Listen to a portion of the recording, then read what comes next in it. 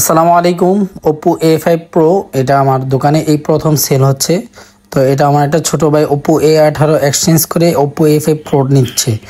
তো Oppo A5 Pro এর মধ্যে প্রথমে আমি বাজে দিকগুলো আলোচনা করি, তারপর আমি এগুলোর ভালো দিকটা আলোচনা করব। সেটা হলো এটার বাজে দিক হলো এটা হলো IPS LCD 24,000 টাকা রেঞ্জের মোবাইল। অন্যান্য ব্র্যান্ডের তারা যেখানে কার্ভ ডিসপ্লে দিচ্ছে সেখানে আপনার ওপ্পো এখানে IPS LCD ইউজ করছে, এটা তাদের খুব একটা বাজে দিক।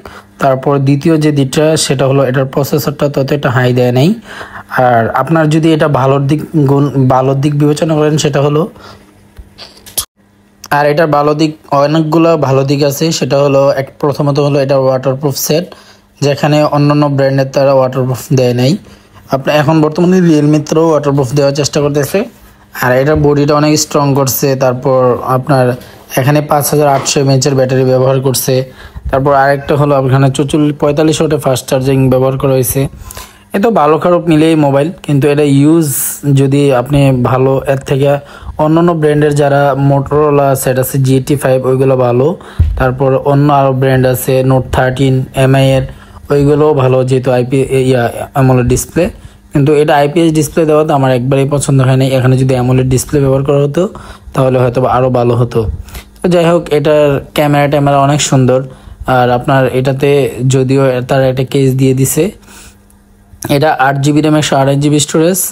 আর আপনার এটাতে 50 মেগাপিক্সেল ক্যামেরা দিছে। ক্যামেরা আপনার যতটুকু দেখছি ততটুকু মানে মোটামুটি অনেক ভালো ক্যামেরা।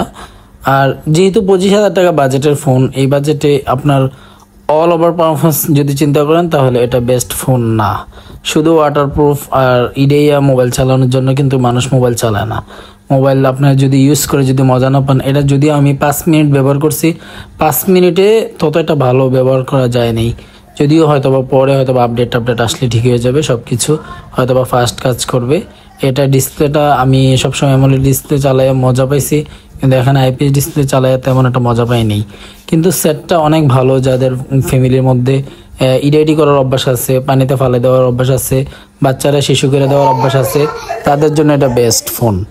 যদিও ওপ্পোটা আপনার বলতেছে এই বাজেট নাকি এটা বেস্ট ফোন, কিন্তু বেস্ট ফোন কি আপনারা যদি রেডি করে চালান তাহলে আপনাদের জন্য বেস্ট ফোন।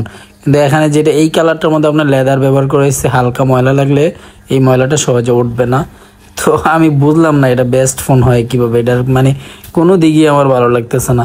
যাই হোক, ওপ্পোর অনেক বদনাম করে ফেলছি। যদি কারোর ভালো লাগে তারা নিতে পারেন, আর যদি ভালো না লাগে তাহলে অবশ্যই বয়কট করবেন। কারণ এখানে এই বাজেটে আপনারা বেস্ট গেমিং ফোন অন্যান্য ব্র্যান্ডের তারা অনেক ভালো ভালো গেমিং ফোন দিতেছে। মোটো G85 কার্ভ ডিসপ্লে আছে, নোট 13 5G আছে, নোট 13 Pro আছে, আরও অনেক ডিভাইস আছে। আপনার এর থেকে আইটেলের ফোনগুলো অনেক ভালো করছে, S25 Ultra ওইগুলো ফোনগুলো ভালো।